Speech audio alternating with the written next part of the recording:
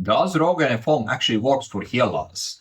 And in this video, I will talk specifically about Rogaine Foam, but knowledge and information I will share also applies for other type of minoxidil formulations as well. So I personally have been applying minoxidil on my scalp since 2013. So I have been applying it for more than a decade.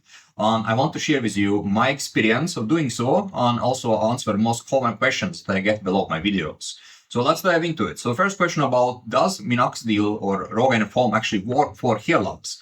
And answer to it is yes, it definitely does work for hair loss, assuming that you have an understanding of your underlying problems and you have a control of the underlying reasons why your hair have been falling out.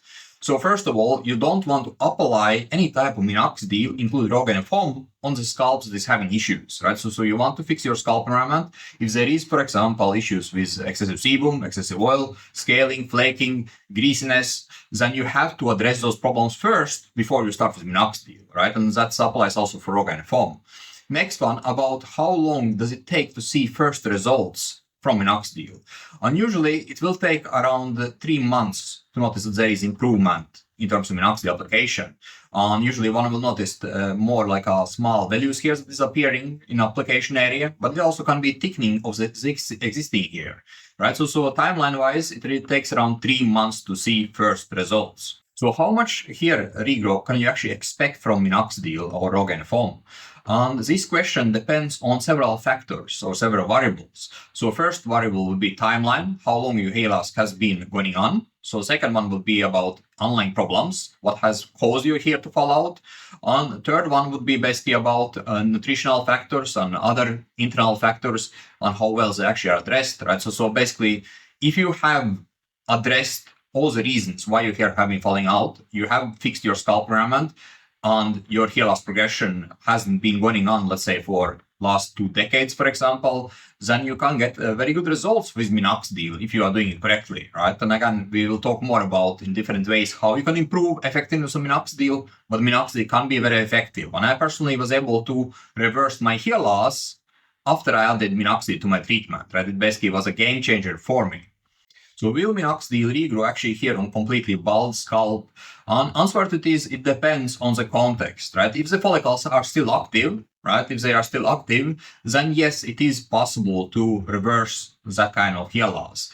But of course, if the follicles are inactive and they have basically been gone for a very long time because of the underlying reasons in terms of maybe scalp environment, because of a lot of inflammation, for example, or even scarring, for example, then of course it is unlikely to see results from Rogaine Foam or any type of minoxidil. So does Rogaine Foam actually works on receding hairline? And answer to this, yes. And the thing is that when you look at the label, for example, for Rogaine Foam or other type of traditional minoxidil formulations, such as Kirkland, for example, you will see that they state in the label that it is only for crown application, right? It is only application on the crown or vertex area.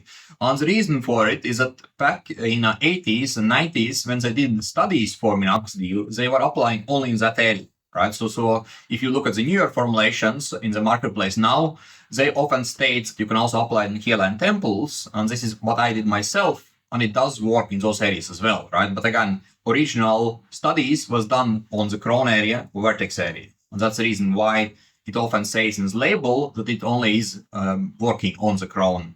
And this again leads us to next question. And the question is basically about, does it work better on crown or hairline?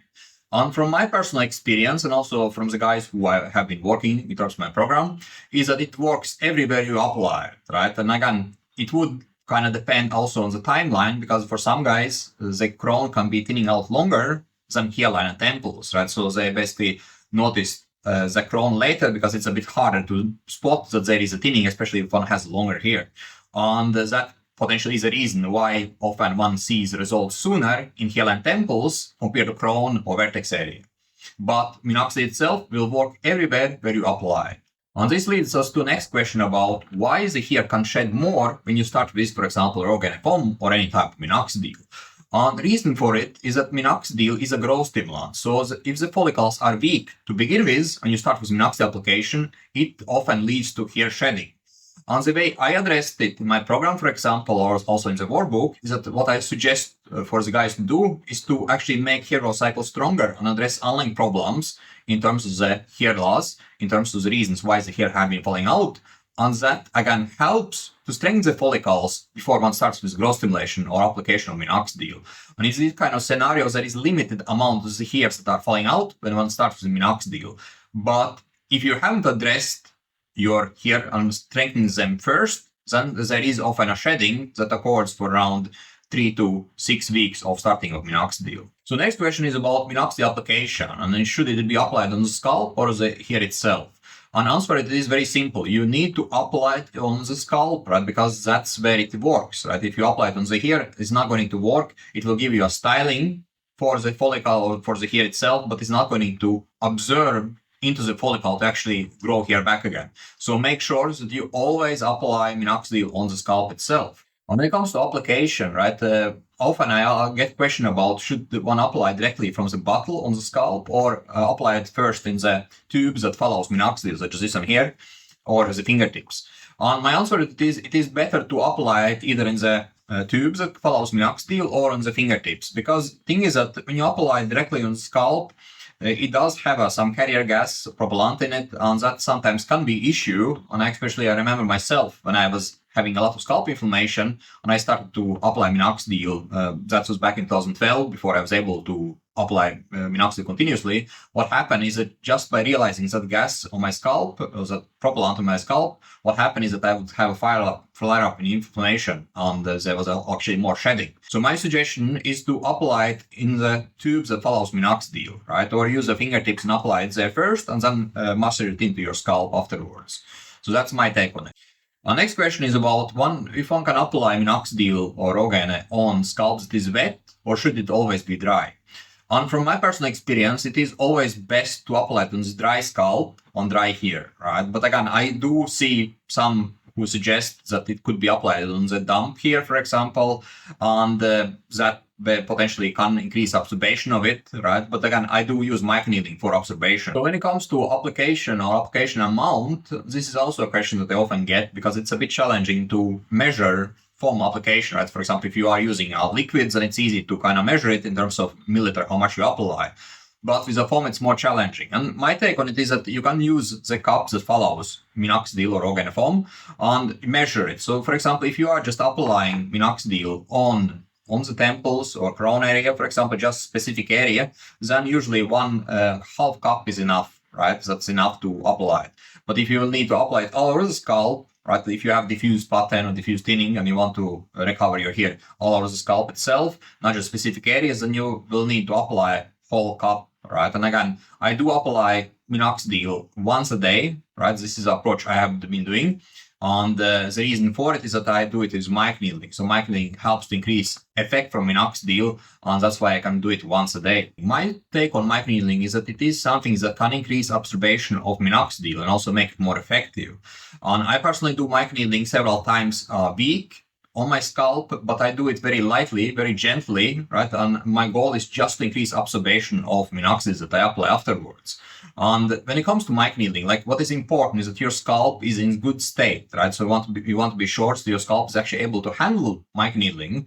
And the thing is that if you are having, for example, inflammation or other issues in your scalp going on, then you have to fix them first before you do microneedling, right? And especially if there is, for example, fungal or bacterial problems, and those things has to also be addressed before you consider microneedling. So next question is about how long you actually should keep minoxidil in the scalp, and the minimum for it is 4 hours, right? So they actually done studies that shows that minoxidil should stay on the scalp for 4 hours. And even if it has absorbed on the scalp, like you don't see any traces of minoxidil anymore, I still suggest for you to keep it on scalp for 4 hours as minimum, right? And I personally do apply it in the evening, right? Because the evening time is often better for topical applications, and it is also studied and shown that evening applications make topicals more effective compared to morning applications. And this applies for growth stimulants. So if you are, for example, applying also, let's say, direct DHT blockers such as finasteride, for example, in your scalp, then it could preferable be applied in the morning time because your hormones, your testosterone is higher in the morning, right? But for growth stimulant,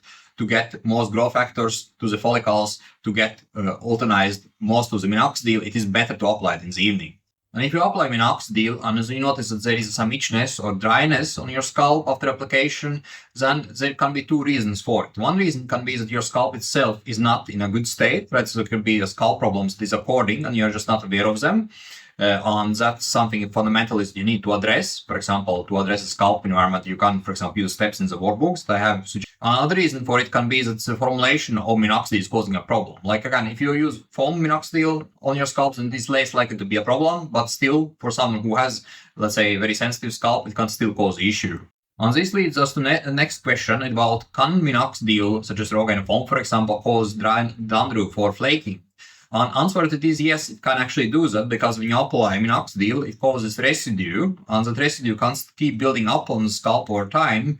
And as I, for example, suggest in the workbook, is that one should use, for example, brushing on the scalp from time to time, or use some kind of exfoliation on the scalp from time to time.